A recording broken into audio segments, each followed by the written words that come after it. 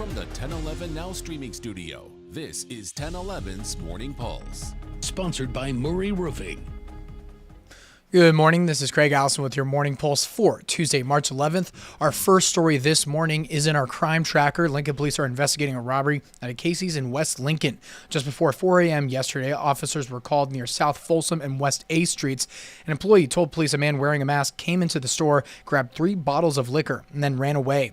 Police say the employee chased the suspect, who ran to a vehicle waiting nearby, and another man, also in a mask, got out of the car and threatened the employee with a gun, then drove away. If you have any information, call police or Crime Stoppers.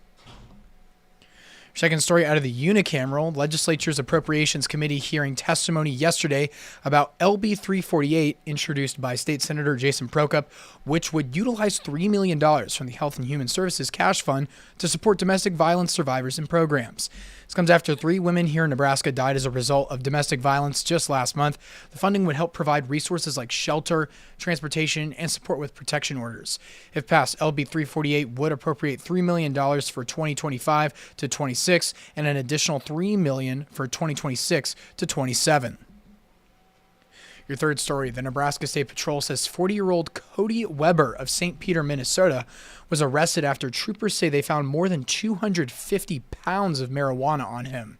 It happened during a traffic stop Friday night near the intersection of Highway 20 and Highway 81, about 25 miles north of Norfolk. State Patrol says a trooper saw marijuana in plain view inside the pickup of the Chevrolet Silverado, and he's facing several counts, including possession of marijuana with intent to deliver.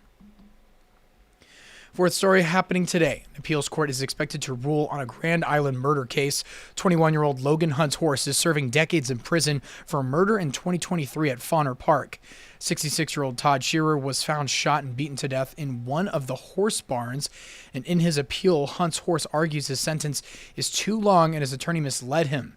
The state, on the other hand, argues his sentence is appropriate and that if the case had gone to trial, Hunt's horse would have gotten a longer prison term.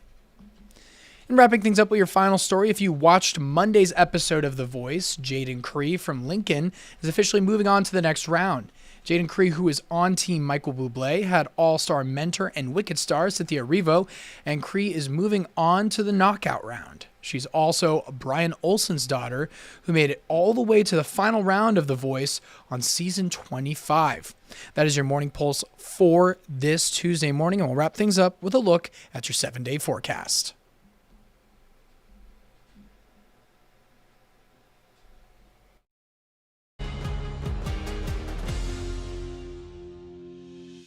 You've been listening to 1011's Morning Pulse. Watch, listen, stream on the 1011 Now app, on YouTube, or wherever you get your podcasts. Sponsored by Murray Roofing.